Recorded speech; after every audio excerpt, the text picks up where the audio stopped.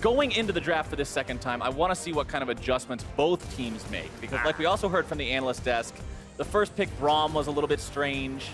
There were questions from both sides. We'll see if there's answers this time. One of the answers Team Liquid has is no more Syndra. Get that out of the game. Bjergsen is not allowed to play that one again. Yeah, it's actually the most received ban towards TSM. So it gets banned against them from blue or red side very frequently.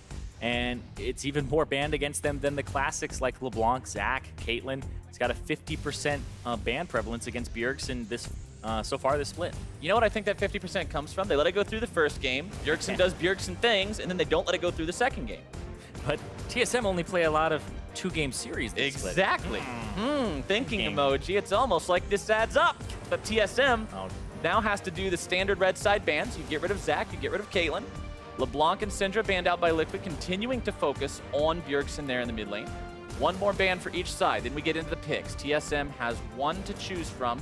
Still plenty of good options left for what they want to ban away, as Thresh is banned out by Liquid, again paying respect towards Biofrost and his playmaking ability. Elise, a very common ban. Kalista could jump up there from TSM. Elise is the ban that jumps up. And I personally am a little baffled at why Elise is so highly banned, because I get that she's a magic damage dealing jungler and that it frees up a little bit of your composition and your damage palette. But compared to a lot of those tank junglers, she just falls off very quickly in the early game. She can snowball, I get that. But it doesn't feel like snowballing is always a very viable strategy for teams, where if you let them play something like the Elise, what's their fallback strategy once they hit the 15-minute mark? Especially a team like Team Liquid that hasn't really shown those late-game macro calls. Well, Liquid will decide to lock themselves in the Gragas first. It's a powerful pick. It's a flex pick. I personally love seeing these flex picks grabbed early. It makes the enemy team keep guessing. And I don't really consider it too much of a flex pick anymore, because I feel like Gragas jungle is just by far and away better than Gragas top right now, because Gragas top can't do the triple Dorans and the like. But I definitely feel like Reignover on this champion is what I'd like to see, because Reignover, I think back to when he was on Fnatic, I think back when he was on Immortals with Huni. This guy would always play things like the tank junglers, the Rek'Sai, the Gragas, that meta. He definitely thrived there, and now that he's back on a tank jungler, he can be a facilitator of both engage and disengage on this champion. TSM responds by picking up their bottom lane again. They're deciding that if it ain't broke, why fix it? Grabbing Tristana and Braum for the second time, as Team Liquid picks up Corki for themselves. Yeah, and possibly a Kalista here, just once again get some engage in. Oh, Golden Glue, I don't... that was... Yeah, the look that he gave Kane there, I was like, what? What is going on? Well, all right, Corki and Galio both picked up. Well, I guess they're flexing all over the place right now, because Corki could be ADC, he could be mid lane, Galio could be top or mid, Gragas could be jungle or top, so you really don't know exactly where everybody's going. But if that is a Corki that's in the AD carry position in the Galio mid, it's a very heavy magic damage composition, and you would need a fantastic carry top laner to try and deal with that. Bjergsen locking in his own mid laner before the second round of bans come in, not allowing Liquid to further target his pool. Wants to get himself something he knows he can carry with. Yeah, the Cassiopeia is pretty good into the Galio, so is Talia. Those kind of the two that you really want to play if you don't play Fiora mid. But I definitely feel like he's up against the Corki, so this is a champion that can operate against both those, so it's a good pick from Bjergsen to take that early on. And they banned Orianna. What? Wait. Okay. You okay there, Zyrene? Yeah, they banned Orianna. You good? I mean, do they know something? Okay, maybe it's because they're banning, like, what do you ban here if you're TSM? It would be supports. It's kind of like that's the one block. But like right there, they just banned a mid laner and they banned an AD carry, saying you're up to some shenanigans here. These could go anywhere, because they banned the Orianna, which says, okay, we think that that's the AD carry Corki and that's the Galio top, and you have to pick your mid laner. But then they also banned an AD carry, which says, okay, we're just joking. That's not Corki AD carry. That's Corki mid, and that's a Galio top. It's just like they're covering multiple options here instead of putting all their eggs in one basket. And I actually like that they ban different types of things here. Think about it like this, Irene. You could bet $1 on a coin flip, heads or tails, or you could bet 50 cents on both outcomes, and then you always win. Wait. Yeah, that's what they did. They bet on both outcomes. As Gnar and Fiora are banned out by Team Liquid, Fiora and Gnar not on the table means that some of that carry potential is removed from Haunter's pool. As Sejuani locked in for Svenskeren. Been seeing a little bit of her lately with the rise of the tank junglers. This is a champion that I see you play a lot personally in the Riot offices. So I've got to get familiarized with how Sejuani works. Yeah, you're pretty much my motivational pick ban speaker, because Yeah. whenever I'm losing, I'm like, man, I just can't seem to win these games. You're like, dude, every time I look over and you're playing Seju, wow, you're always winning. Yeah, you're 9-2 on Sejuani. Just play keep playing Sejuani, it. Zyrene. Just play Sejuani. All right. But it looks like Svenskarian's taking your advice as well. The Sejuani jumping up there in terms of the junglers that he wants here, with none being really banned except for the Elise and the Gragas being taken away. And, okay, so yes, wait, hold on. All right, no. All right. Time out. I've got this. It's, all right, it's let's work through this. It's Renekton top. Mhm. It's Gragas jungle. Okay. I'm sorry, no, it's Renekton top. Okay. It's Gragas jungle. It's Talia mid. It's Corki 80 carry, and it's Galio support. Okay, Galio support is the one thing that was the big curveball coming in there that we weren't really expecting. But Kled will face off against Renekton there in the top lane. Gragas versus Sejuani in the jungle. Talia Cassiopeia mid. Corki versus Trist bot. And Galio Braum, the support matchup. Liquid had quite a crazy draft this time around. And you know what? I like that. I like seeing a team that's up against a very difficult matchup like this really just going crazy and trying something new, trying something maybe a bit unorthodox. It's a lot of magic damage. And then in the top lane, they have their physical damage. So you can pretty... It is an excessive amount of AP damage. Yeah, if you shut down Lorlo, then you kind of just have to build MR. And I mean, Lorlo's in a position where he's on a champ that if it gets shut down anyway, it's really bad because Renekton wants to snowball. So Good news is he's up against Kled, so he'll be in a good spot to actually win that matchup, shove him under turret. The Sejuani plus Kled is a lot of engage power to get to that back line, so the Corki and also the Talia won't be completely safe. Always have to kind of watch out for that. And it's funny because a lot of times when you see the one damage type compositions, it's always the all AD comp that gets criticized because, oh, all you have to do is stack armor, no MR required, makes it very difficult, scaling, blah, blah, blah, blah, blah. This is the opposite case. Well, I would say it's definitely harder to index on magic resistance as a gigantic stack, because people like buying Ninja Tabi in terms of the AD. They like buying things like Randuin's Omen. Like, everything feels really good, whereas now you're like, okay, can I get an Abyssal Mask plus Spirit Visage, but I don't get the full effect of the Spirit Visage's healing, so otherwise magic resist, a little bit harder to get on, but it doesn't matter. It's TSM versus TL. TSM trying to make this a quick one. Yes, Svenskarian's got the good skin, man. Poro Rider Sejuani is one of my favorite skins in the entire game of League of Legends. I never had a single game on Sejuani, and when that came out, I bought it just in case because that is such a cool skin. So happy to see it. I missed that sale. Look at that. Thank you, cameraman. Look at how cool it is. It's got his tongue hanging out there. It's got no cares in the world. Well, they also have Sejuani Braum, which is, in my opinion, the best level 1 you can have in the entire game, because Braum will get the passive stun on, and then Sejuani will stack her passive stun, and if the person flashes away after the Braum stun, the passive, you activate the Sejuani E stun from a range, so you'd even get them after they flash with that extra stun. I feel like you keep going. We're going to have something. Get your play-by-play ready, Cat Flowers. All right. We're warming up. We're What's good to happening go. here? What's Bifrost doing? He's going in the bush. Checking this brush. Here we go. 5 versus 5. Level 1. Breaking out.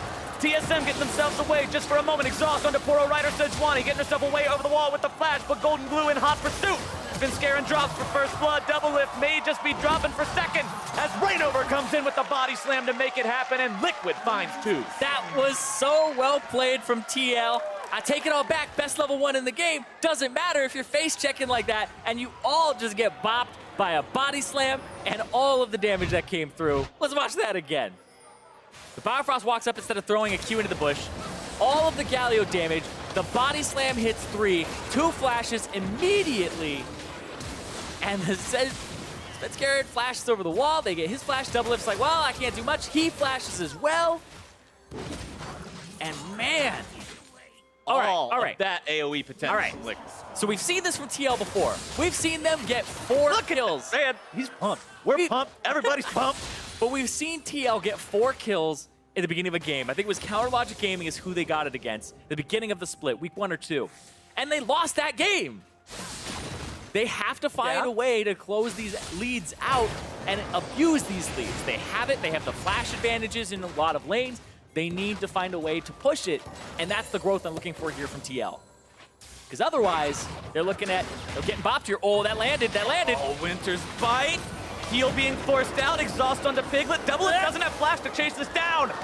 The flash that he had to expend earlier costs him getting the kill. That is why you use potions at the beginning of the trade. His potion was ticking, it saved him, so Piglet makes it out just barely, but he gets forced away from the creeps. He'll lose experience advantage. Doesn't matter that he has 2 assists. He loses EXP advantage, and he loses the fact that now he's gonna go down in gold too. Piglet gotta be sweating a little bit after the outcome of that one. So very close to death, but Doublelift and Biofrost will gain lane control, as you said, shoving this wave up into the turret as fast as they can. Piglet will lose maybe a couple of them, but not really a whole lot. Matt trying to pull him over so that his AD carry doesn't miss any. What a team player. He just missed 1 out of that big group, I believe, in terms of the experience, but otherwise some had died during that entire ordeal. But now he'll get some solo EXP. He'll pick some up. He'll try to push this all the way back, but now this gives an opportunity for Biofrost to check rewards, roam around. Just kind of do whatever He's his waiting for Golden Glue to show heart again, desires. but he's backing. And this is actually something that Talia's, like, you never take teleport on Talia, like, regardless of, like, any of the matchups and stuff like that. The reason is that she actually gets back to lane very quickly because of her passive up against the wall. And she has more movement speed than most champions at a lot of points. So you can see how he just hugs the turret, gets his passive, goes to the left side, gets his passive, and then just runs it straight down. By the time the mini wave hits there, he didn't miss a single one. Very easy to get back to lane when you get to ride that surfboard the entire way. Makes it that much simpler to get back when you need to get back, hit those power spikes, get those items. 1-0 and 1. I mean, he was a part of both of the early kills, grabbing one of them. So that lost chapter already online for him is huge. Yeah, it's very big. And the fact that he'll be able to go up against the Cassiopeia and constantly push out is great. We've seen some adaptations. Pobelter has kind of changed his Talia build, and we've seen some augmentations of no longer going for the Morellonomicon because the cooldown reduction just makes it so you have so much worked ground around you. And the fact that I was talking about, like, you back over and over again, you just refill your mana. We've seen a lot of early Leandries for the spell penetration and just the extra damage, as opposed to Morellonomicon and the CDR. So it looks like Golden Glue is still going for the CDR build here, just to try and rapidly deal damage to Bjergsen instead of be a little more bursty. And I want to comment that Liquid is still maintaining the roughly 1,000 gold lead that they earned in the level 1, because last game they were hemorrhaging gold early on simply in farm. TSM was up almost 1,000 before First Blood came in. So Liquid's doing a much better job this time around of staying equal to TSM. And TSM, you know, tried to abuse that level 1, which I think is the right call, but the way that they approached it without checking the bush, without applying the passive ahead of time, was just a bit of an oversight. So they got punished for it. But yeah, like I said, I want to see TL push this out, and that would be the sign of them becoming a little bit better than that bottom team. Lorlo feeling very comfortable here in the top lane, shoving Haunter all the way back past that tier 1, all the way back past the tier 2, even to back. Waste that much more of his time, cost him that much more experience and gold. Matt gets hit by another Winter's Bite. More damage coming through from Doublelift. The explosives charge down. They make the kill. Very nice. Interrupt with the Justice Punch. Doublelift stopped there as now Lorlo has found Doublelift. That little Yordle is croc food. Lorlo grabbing himself his first kill and the third one of the game here for Liquid. Yeah, looks like Golden Glue was coming to the mid lane, or coming from the mid lane as well, towards the bottom side. Svenskeren going to help hold this wave and get the experience there. Matt, though, holds down the W, takes the extra damage reduction for a long time, knocks him up right after, too. The exhaust was also on Doublelift right before that to just keep Matt alive, and it made all the difference, too. Lorlo comes in, you lose some CS top, but it's not a big deal because he got that kill, and it takes quite a while to push without the Tiamat just yet, so. Overall, it's the game for a lot of top laners these days, since we're in a meta where top laners usually go Tiamat, Black Cleaver, Titanic Hydra, things like that. Without that Tiamat, the pushing is real slow. Even though the Bear Trap on a rope can hit all the minions, you can't get the second proc on them, which is where most of the damage comes from. Exactly. It's kind of low wave clear from the Kled, so he has to wait for it. And even then, you don't buy Tiamat very first item. You buy Phage into Tiamat, if anything. And if you're ahead, you go Phage, Tiamat, or just complete your Black Cleaver then. They are going to see Matt there. They're waiting for the respawn. Biofrost and Svenskeren, the double stun partners, are both by the buff. They will see it. And that's being started up. Actually knows what's going on. Yeah. That's when you have to check manually, because they didn't see any champion portraits pop up. Instead, you just see that the red buff gets pulled in. So they had to have checked that ward and looked at it. The Grainover is not going to have access to his own red buff there as it gets stolen away by Svenskeren. Now, Sejuani's passive of doing extra damage to stun targets. Only works on her own stuns. Correct? Yes. Not any stun target. All right. You have to cast a... So when you stun somebody with your ultimate or your passive, including monsters, you'll do a percentage of their HP. The monster one is just a flat 400, but you'll do a percentage of their HP that changes with your level. There's different breakpoints for it, like level 11 it changes, etc.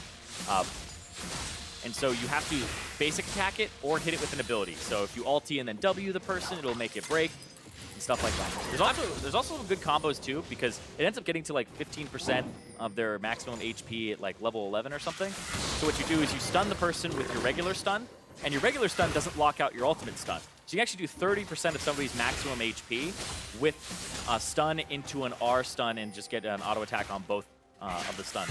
A deceptive amount of damage for a champion that's supposed to be a hard tank. Yeah, that was... Lolo pops the ultimate onto Haunter here in the top side, knocks him off the Scarl. A little bit more damage goes down, but considering that courage meter is almost refilled already, not looking to make the dive. Get right back on that after he last hits a little bit. Bloop. Scarl, where'd you go? There you are. He's gonna walk back up here too. It's actually a full Renekton bar there as well for Lorlo. Lorlo's really being patient about this, just waiting for Haunter to come back up as Rainover's works coming, his right? way up there too. Yep. All Lorlo's got to do is stun him up long enough to make it so Rainover can make this kill happen.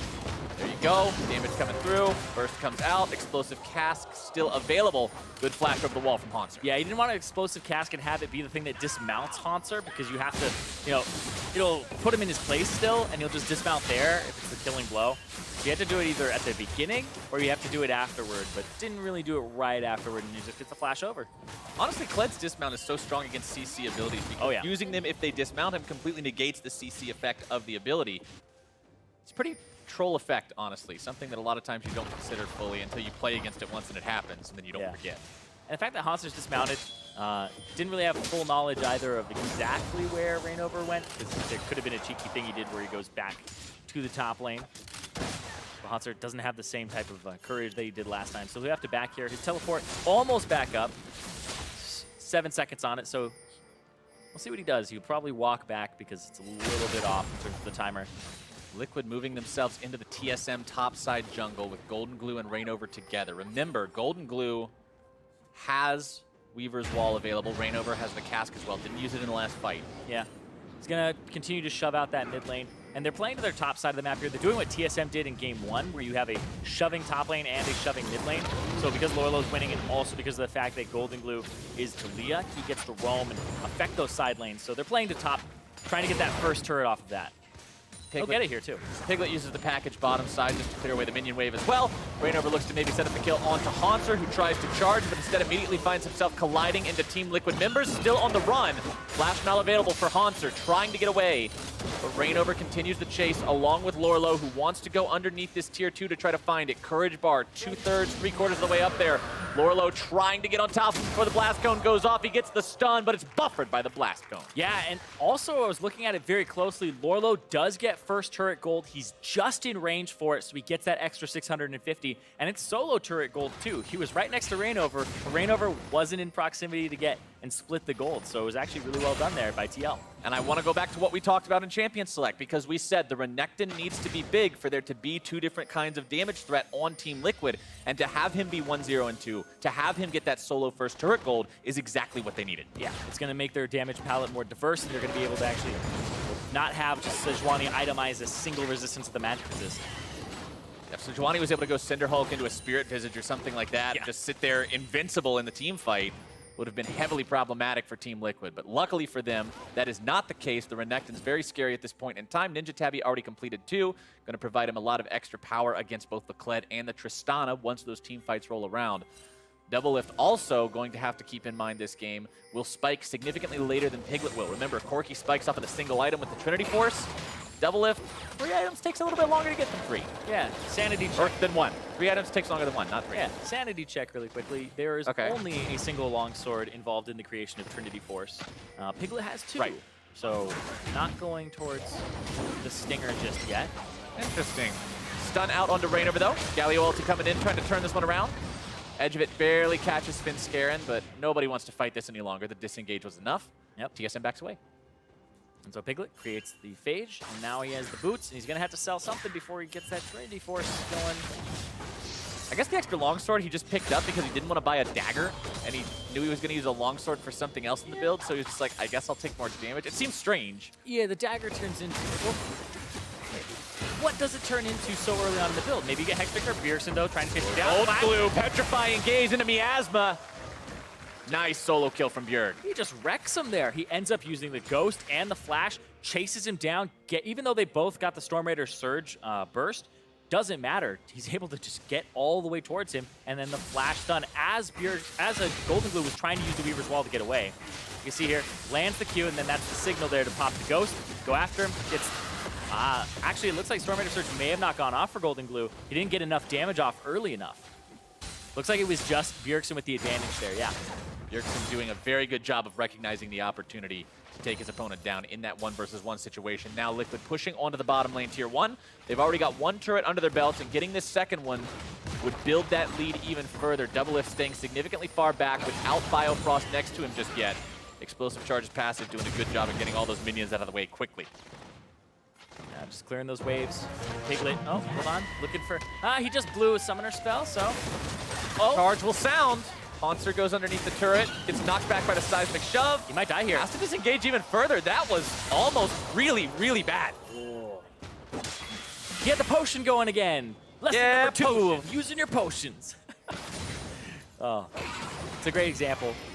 It's just been 2 back-to-back ones that have been really good there. So yeah, ends up diving but not dying. But he really didn't get anything that he wanted there. Rainover kind of tracking the fact that Bjergsen got the blue buff handed off to him. They know that Sejuani was on the bottom side. They're trying to pincer attack Bjergsen. They're trying to 3-man dive him with no sums. All right, here we go. TP coming in. TSM wants to try to save their mid laner, but the damage is too great. And it will fail. Liquid makes a very nice dive for the 3-man. And they get the teleport out of Haunter as well. So now they're going to start putting pressure on this mid lane. They're countering the pressure that was just used by Haunter. Lorlo 2 levels up now with just a single one, but that's the pressure that he's had. Is he's been able to bully that Kled out of lane, and he's been able to roam now. And this is what we wanted to see, Zyrene. A Team Liquid that could get ahead and then use the lead wisely. Not go ramming their head into a wall until one or the other breaks like we saw them do mid lane last game, like we've seen them do in the past. This kind of smart, calculated play where they take advantages where they belong, now transitioning that into a Rift Herald. Yeah, and this Rift Herald pickup will be pretty big for them as well. Be able to have something to crack those tier 2s that have been very elusive for TL to actually get to. This bottom turret, though, something that they can pick up, but Piglet's going to kind of test fate here because he also has the package. Gets himself found out, but the package is pretty much a get-out-of-jail-free card. Considering it's not interruptible by CC, once you start flying, you're gone. Yep. Update on Piglet's item build. Has the parts of the Trinity Force. Sold his refillable potion for it. So he'll still be sitting on that longsword. And the thing that is actually kind of questionable here is I'm trying to think of what Corki would build next that would involve that. If he's going for like a Gunblade. Did you say Gunblade? Question mark? Question mark, maybe? Yeah, I mean, like people go Infinity Edge or Rapid Fire Cannon second a lot on him, and those don't involve that. So this might be a longsword that he just has in the inventory for a while. Early Vamp Scepter to sit on? It's possible. Not quite sure. Doublelift exhausted, though. Matt, the one soaking some damage from the remaining members of TSM. Very nice cast from Rainover. TSM having to back away from this one. Golden Glue coming in on the wall. Bjergsen will not take down Matt before he falls, and Liquid wins the fight. Rainover with the perfect cask there. Sets him up, and I gotta say, he's been playing well all game long. The level 1 with the triple body slam. Didn't use it instantly. Now they're gonna use the Script Herald on bot side, get this turret, and they're gonna be able to push a little bit more after this, too. There's a Drake coming up in 15 seconds, so we'll see if they escort this to try to get another slam out of that. Look at this, Golden Glue in mid versus Haunter. Haunter is gonna have to deal a little bit more here. Haunter tried this once and it didn't work. Second time's the charm. Solos down Golden Glue. Yeah, got the burst there. And it was interesting because the fact that he dismounted got him an ability to use, right? So he got the pocket pistol, which will actually end up getting him remounted here too. So you just blow all of your abilities, you bear trap on a rope, everything, then you have nothing to press. You dismount. Now you have a pocket pistol and gave him that extra little burst for Golden Glue. Quick replay of how exactly he did it. Yeah, and it's so hard to dodge him here too because he just keeps getting movement speed burst after movement speed burst. Flash, auto, into the Q to help get himself out too. And Bjergsen, no summoner spell still, no ultimate. Bjergsen's going to find himself brought down here if he's not careful. Noxious Blast trying to kite away from Lorlo, but it's not enough. That is just such a huge croc. Yeah, even when he's careful, it's not going to help him there. Lorlo now taking over this game a bit. In fact, he had that good matchup and had that good early game. been able to abuse it. I like the teleport that he had to bottom side. He didn't lose much in terms of CS top. Got him an early kill too. He's been just completely punishing that top matchup and making sure, and this is the thing, he could punish that top matchup and keep pushing it in, but what he's done is he's made a very conscious choice to help Golden Glue. Keep going mid, shut down Bjergsen and try to make something happen there. Double lift caught between a rock, a hard place, and a Talia wall. Luckily, has Biofrost to jump over and keep him safe with the Unbreakable. AKA Triple Rock. Triple Rock. Better than rock, paper, or scissors, as Lorlo and the rest of Team Liquid are now pushing on the tier 2 top side. Taunt channeled by Matt just to try to buy a little bit of time as Haunter makes his way into 4. Stun comes out from Sejuani onto Piglet. More damage coming through. Svenskeren able to get that shut down onto the enemy AD carry. Not a shutdown completely. He only had 1 kill, but still shutting him out for the next 25 seconds of the game will be helpful in allowing TSM to get a little bit of footing. Yeah, and TSM, you know, that's the beauty of the Sejuani pick. It's kind of like you can pick the Maokai for the AoE engage. The Sejuani is that pick and that long duration stun, as well as a little bit of clearing power, but Plus, the game goes Kled on. is hanging out here. Kled's gonna go in. Charge sounded. Matt Gets Sejuani in though. ends up getting himself pulled back here. The Justice Punch used to try to get himself away. Haunter dismounted. Lorlo comes over the wall. More damage going through. Svenskeren trying to finish off Matt, who is still barely alive. Gets slain by the flail as Svenskeren drops 2. Still a 2-for-1. Liquid gets the trade. Yeah, but now this middle turret's gonna take some damage here. It's the trade they have to do, but also the bottom turret, Double Lift is on that, and he has the explosive charge. They're gonna take that back as well. Better macro play overall from TSM here, grabbing a couple of turrets. Even though they lost the kill count in the top lane, getting the 2 turrets makes it worthwhile, closes the gold gap back under 4,000. Yeah, you trade 2 for 1 and then you get these turrets back. I definitely think that's a worth trade for TSM, but TL, still like you said, have that early game advantage. And now we're hitting that mid game. 20 minutes and 30 seconds here, and Baron will be up. And this is where things can get concerning for a lot of teams that are in the middle to lower part of the standings when you look at these contests, because they're the ones who usually haven't mastered the macro elements of the game, the rotation, when to go for something and why to go for it. So I want to keep eyes on Team Liquid, because so far they've impressed me. They've done a good job this game of not getting too far ahead of themselves with their lead. Yeah. They've not tried to do these completely audacious plays that end up getting themselves punished. They've done good at pacing themselves. But how long can they keep it up? Can they keep it up all the way to the TSM Nexus? So far, the change has been working well in terms of subbing out Inori for Reignover too. They brought Reignover in this game. He's 2-0-3 on the Gragas. He had a great cask in the fight down bottom. He's been having good pressure and good presence, and he's been a real contributor this game. Yeah, I'm always hesitant though when stuff gets blown at the beginning of the game and 2 kills go over in a level 1. There's a reason that people would always like GG scrims and just do it over, or even just agree not to level 1 in scrims sometimes. Because what information do you pull from having a losing lane at the start, even if your lane's supposed to win, right? Right. If you have a winning lane and then a level 1 happened and now it's a losing lane, you don't really learn the matchup, you don't really learn if this champion's supposed to be the other or how the other team operates. But here, you know, TL, you're hoping that they know how to close this lead out if you're a TL fan. It's hard to draw information from the fact that level 1 happened. You can't really go like, oh, Inori greater or then Reignover, or like vice versa, right? It's so hard to do. But those stipulations aside, it's still been a good performance from Team Liquid this game. 3-0-4 on the top laner, 2-0-3 on the jungler. Phenomenal performances by these two put together. Yeah. As you can see, more tank items being built by Reignover. You mentioned it last game, the Gragas capable of building that purely tanky build now.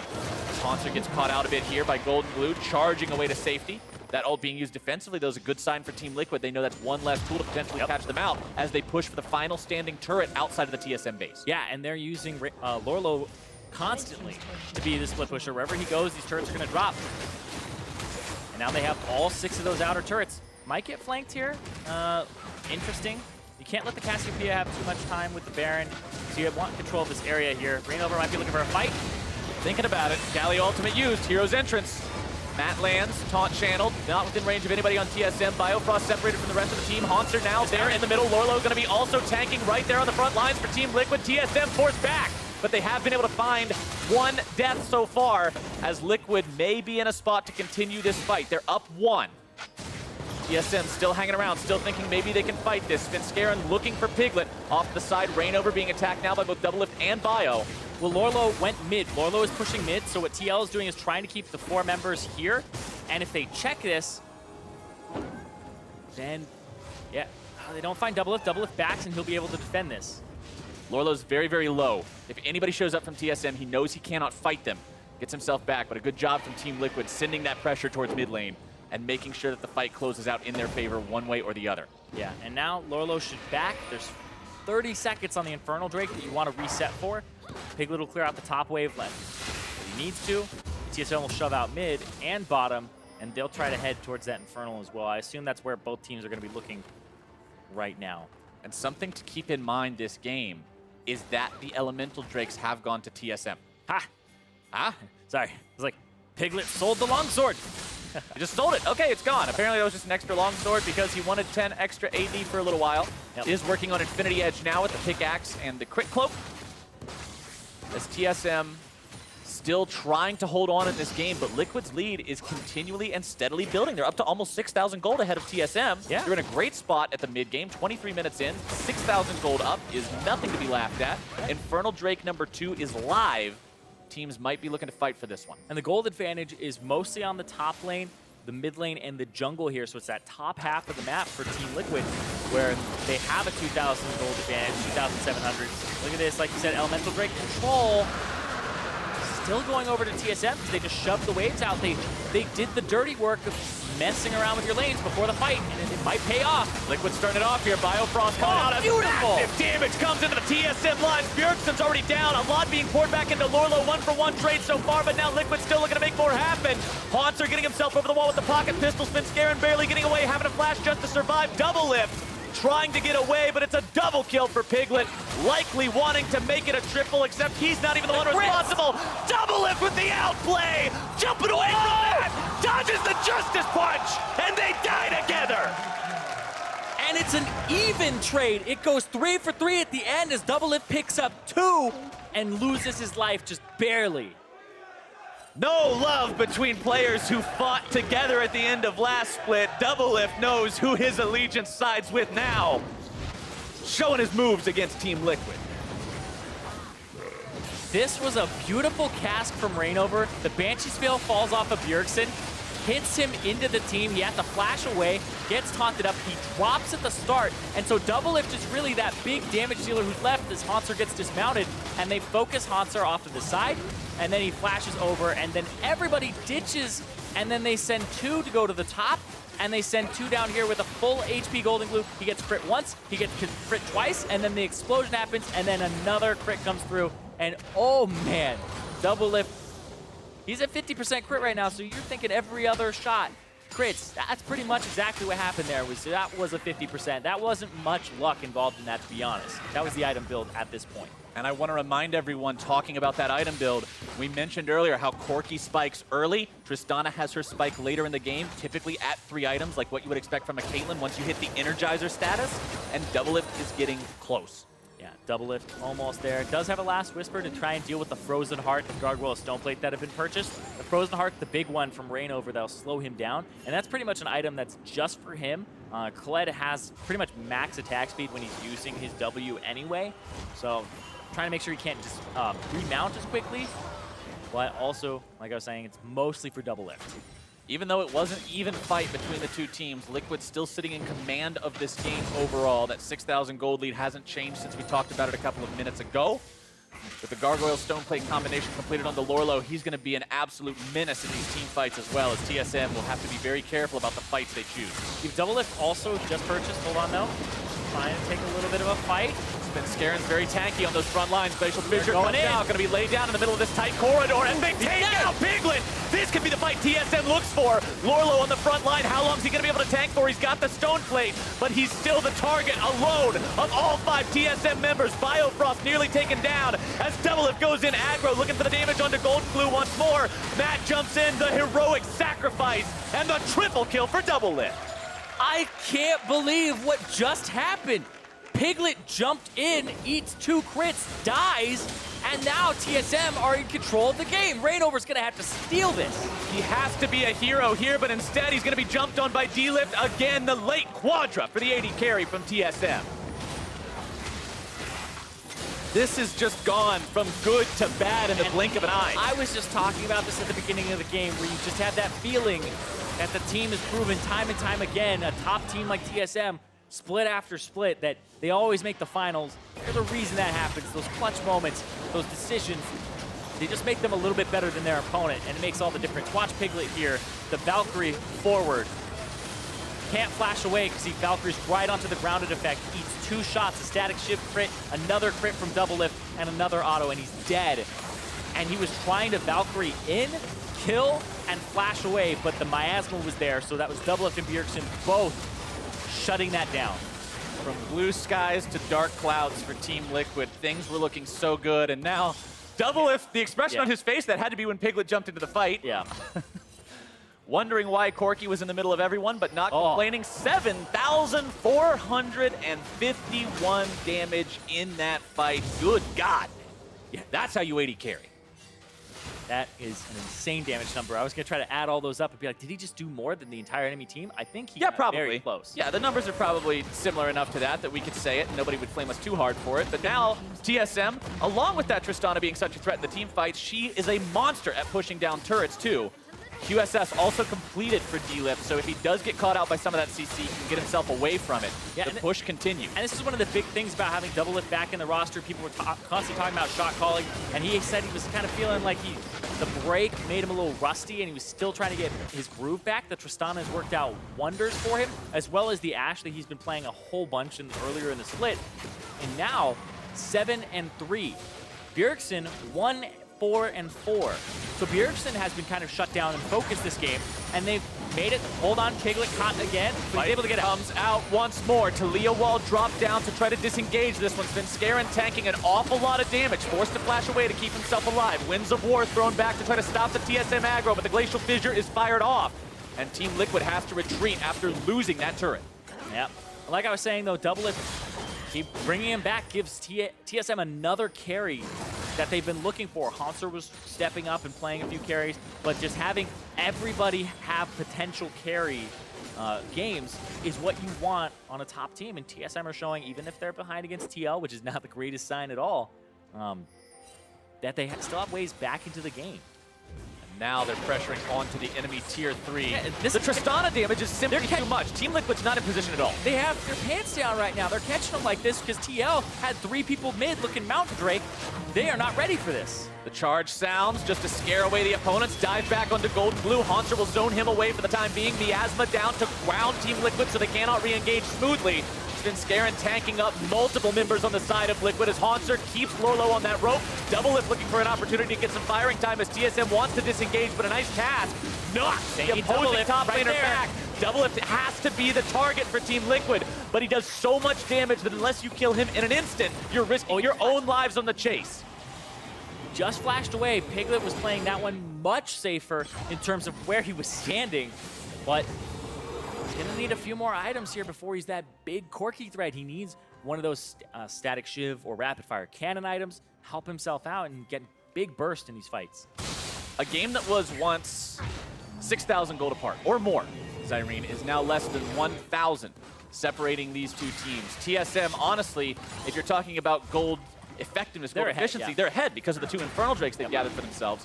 Now looking to grab one last Elemental, get some mountain power, some more objective control, and it looks like Liquid's not in any sort of spot to contest this, unless maybe some weird blind Corki rocket over the wall comes through and Sven decides that Smite isn't a button on his keyboard. Yeah, I mean, it is Piglet.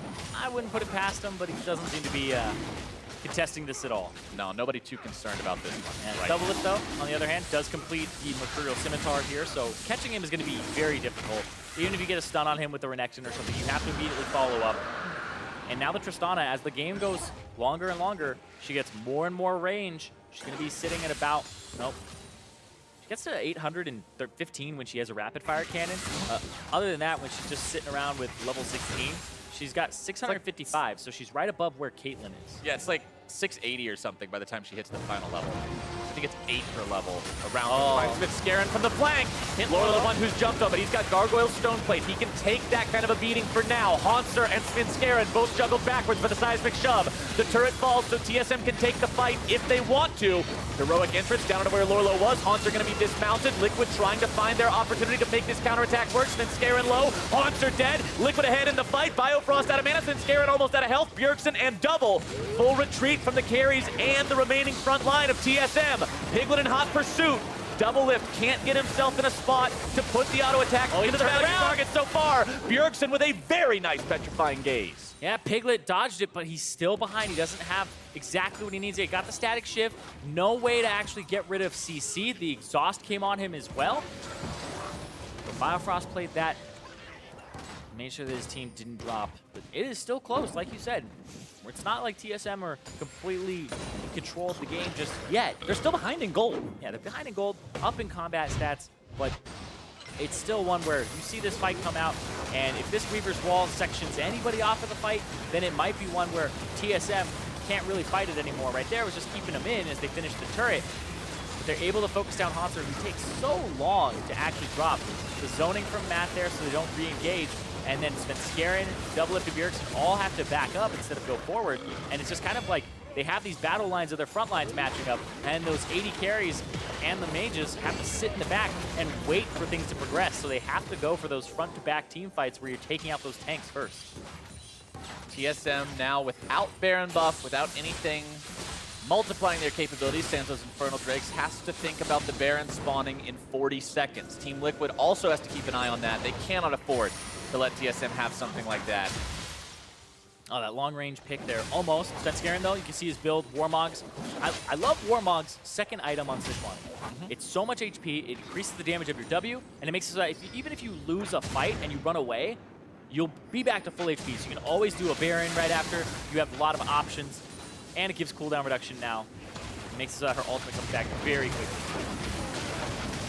Fight so close to breaking out between these two sides. TSM wanting to go for the flank here. Well, this is the problem. TL, they push mid, but look at that gigantic wave on top side. Their inhibitor's been down. This gives TSM the kind of allows them to be on this Baron. And look here, they have the inside track on the top. They could just push it in.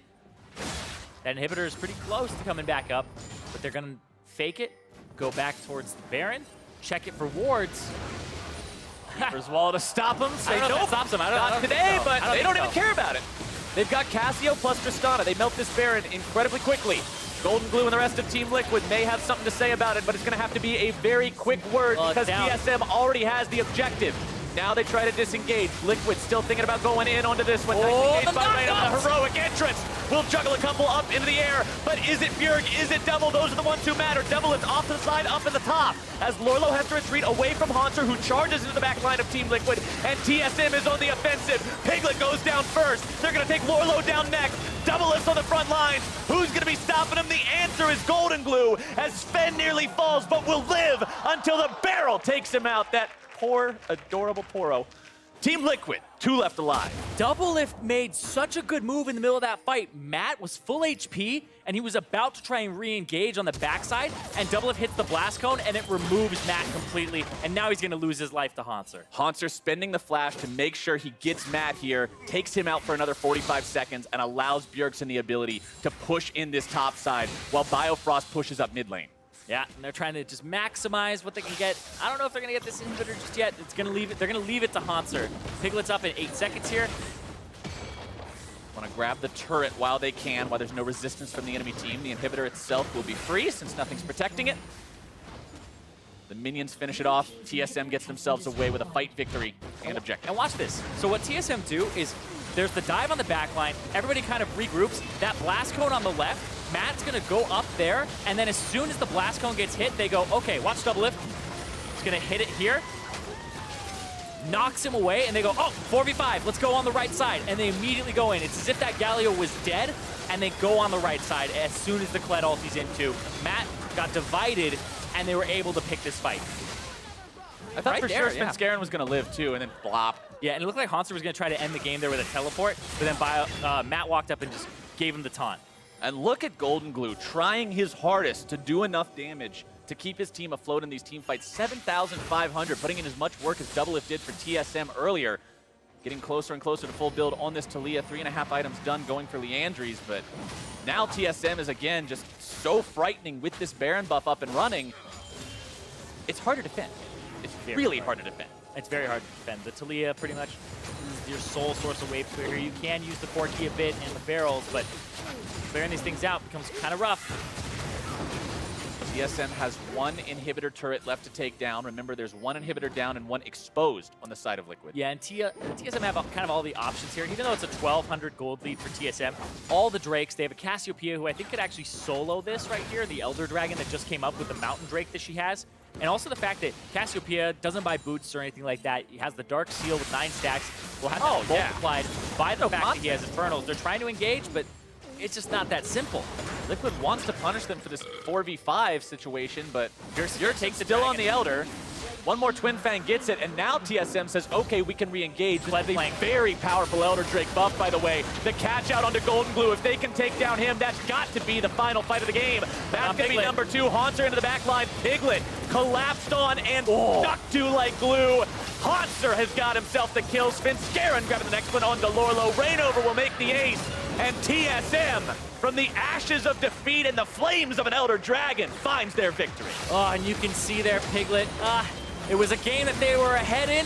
It's a game that they had a lead in, but TL can't close it out, and TSM will take it 2-0. A rough early game. It looked really bad there for a while, but there's a reason everyone sees this team as number 1 in the NA LCS right now, Zyrene. Yeah, another 2-0 for TSM. This is not the TSM we had in spring with all the 2-1s. They're looking very clean, the least losses in games out of all the teams in the NA LCS, and they will end week 6 in a 3-way tie for first. 3-way tie for first for TSM. More low placement for Team Liquid. Came into this match 10th. Still going to be 10th leaving this match. They've got to start finding some success soon, whether it's through those roster changes or like we were talking about, making changes in the draft. Liquid needs to dial in on some form of success because holding their own against TSM like they did in this series early on was very impressive from them. Going up 6,000 gold against TSM was very impressive. But they've got to isolate what those errors are in the mid-game that is causing them those problems, causing these losses, and find a way to fix that. And they keep swapping some things around in the roster, and it just seems like the synergy needs to be built up. It takes time for these things to happen.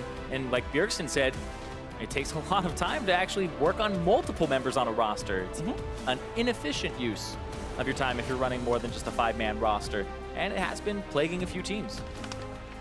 But, like I said, the bright side for Team Liquid, they were able to go toe-to-toe with TSM. This wasn't a game that we walked into, and TSM just stomped both games. It was GG at 25. Everything was sugar and rainbows for